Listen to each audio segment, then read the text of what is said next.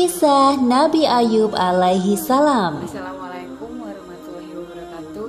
Izin memperkenalkan diri, Taruni Muda Nadifa DND, Prodi TBL 12 Alfa. Saya akan menceritakan kisah Nabi Ayub yang berjudul Kesabaran Berbuah Nikmat.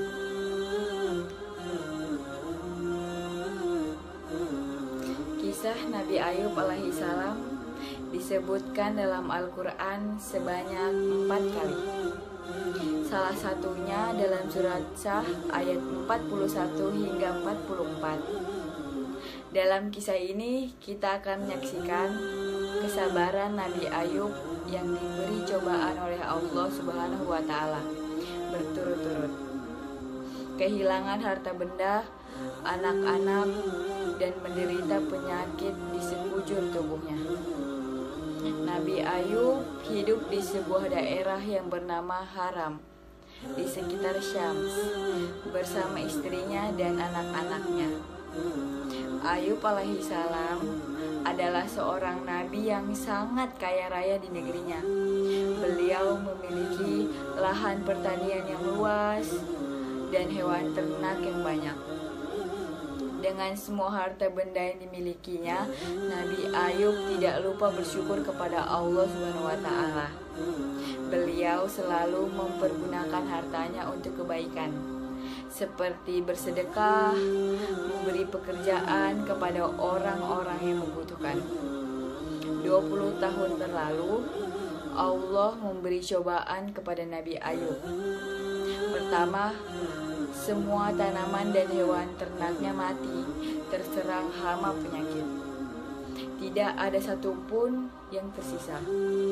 Meskipun begitu, Nabi Ayub tetap bersyukur kepada Allah dan lebih rajin beribadah. Berikutnya, anak-anak Nabi Ayub yang berjumlah 12 orang meninggal dunia. Nabi Ayub merasa sedih ditinggalkan anak-anaknya. Namun, beliau tetap bersyukur dan makin menambah keimanannya kepada Allah, sembari menghibur istrinya. Sabarlah wahai istriku, janganlah kita berlarut-larut dalam kesedihan. Semua harta dan anak-anak yang kita miliki adalah pemberian dari Allah, dan pada waktunya akan kembali padanya. Iya suamiku, terima kasih telah mengingatkanku. Pada suatu hari berikutnya, ketika bangun tidur, tiba-tiba seluruh tubuh Nabi Ayub dipenuhi luka yang tidak sedap dipandang mata. Meski begitu, beliau tetap bersyukur dan pasrah kepada Allah. Ya Allah, ya Rabbi, jika ini adalah ujian darimu, aku ikhlas menerimanya dengan sepenuh hati. Hari demi hari berlalu, penyakit Nabi Ayub semakin parah, sehingga menyebabkan orang-orang di sekitarnya menjauhinya. Wahai Ayub, pergilah kau bersama istrimu dari negeri ini, setidaknya agar kami tidak khawatir akan tertular penyakitmu. Mendengar hal itu, Nabi Ayub hanya diam dan tetap bersabar. Akhirnya, Nabi Ayub dan istrinya meninggalkan negeri itu dan tinggal di suatu tempat yang jauh dari pemukiman penduduk.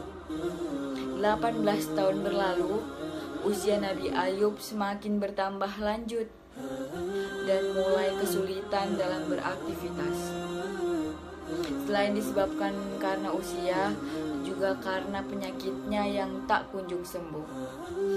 Setiap hari Nabi Ayub selalu bersabar dan berikhtiar sampai semua hartanya habis. Hal itu menyebabkan Nabi Ayub dan istrinya hidup serba kekurangan. Meskipun begitu, Rahmah, sang istri, sangat setia mendampingi beliau. Wahai suamiku, engkau adalah seorang Nabi Allah. Pastilah Allah akan mengabulkan doamu jika engkau meminta kesembuhan.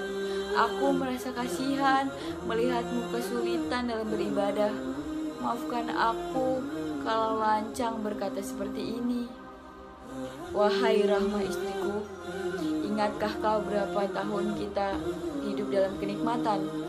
Kurang lebih 20 tahun suamiku. Sebenarnya aku amat malu meminta kepada Allah. Kita baru diuji. Baru berapa tahun kita sudah mengeluh seperti ini.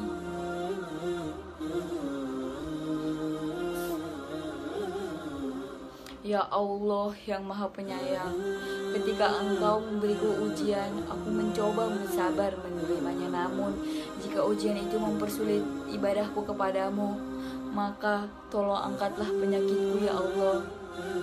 Seketika itu terdengar suara dari langit, seperti yang disebutkan dalam Al-Quran surat Shol ayat 42. Allah berfirman, "Hentakanlah kakimu, inilah air yang sejuk untuk mandi dan minum." Saat mendengar suara itu, Nabi Ayub bangkit dari ranjang dan menghentakkan kakinya ke tanah. Lalu muncullah air.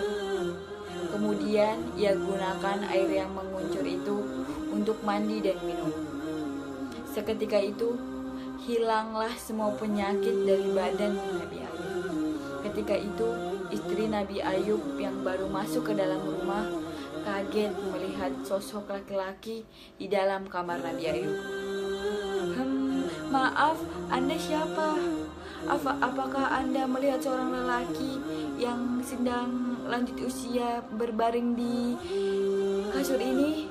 Lelaki itu pun langsung berbalik badan dan mengatakan kepada Rahmah, "Wahai istriku, tidakkah kau mengenaliku?" "Engkau Ayub? Benarkah engkau suamiku Ayub?" "Benar suamiku, aku Ayub suamimu. Allah telah menyembuhkan penyakitku dan telah mengembalikan parasku seperti muda dulu. Alhamdulillahirabbil alamin. Terima kasih ya Allah." Keesokan harinya, berita tentang kesembuhan Nabi Ayub sampai ke telinga orang-orang. Mereka beramai-ramai mendatangi rumah Nabi Ayub dengan membawakan berbagai macam hadiah. Kemudian Allah memberi kekayaan hingga 2 kali lipat dari harta yang dulu dimilikinya. Selanjutnya, Allah memberi karunia kepada istri Nabi Ayub. Kemudian ia pun hamil anak kembar, sehingga hikmah yang dapat kita ambil dari kisah ini, pertama, hendaknya kita selalu bersabar di saat kita ditimpa cobaan. Kedua, inna ma'al usri yusro, di balik kesulitan ada kemudahan, seperti yang dijanjikan Allah dalam Al-Quran. Dan yang ketiga, jangan lupa untuk selalu berdoa dan berikhtiar, karena Allah Subhanahu wa Ta'ala selalu mendengar doa hambanya yang selalu beriman. Wallahu a'lam bishawab.